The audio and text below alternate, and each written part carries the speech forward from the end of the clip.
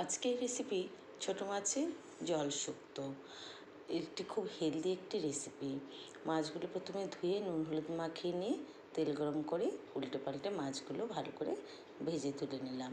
এবার ওই তেলে অল্প রাঁধুনি আর কালো সর্ষে ফোড়ন দিয়ে দিলাম, আর দিয়ে দিলাম 1/2 চামচ আদা বাটা। আদাটা তেলে একটু নাড়াচাড়া করে নিয়ে প্রয়োজন মতন আমি জল দিয়ে দেব। জল একটু ফুটে উঠলে স্বাদ মতো নুন দেব আর হলুদ দিয়ে দেবো। হলুদ নুন দিয়ে আবার 2-3 মিনিট মিডিয়াম আঁচে জলটি ফুটিয়ে নিয়ে ভেজে রাখা মাছ আমি দিয়ে দেবো।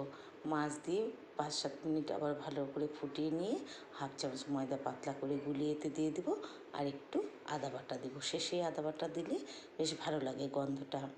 তো হয়ে গেল, আদা দিয়ে 2 মিনিট ফুটিয়ে নিয়ে নামিয়ে নেব।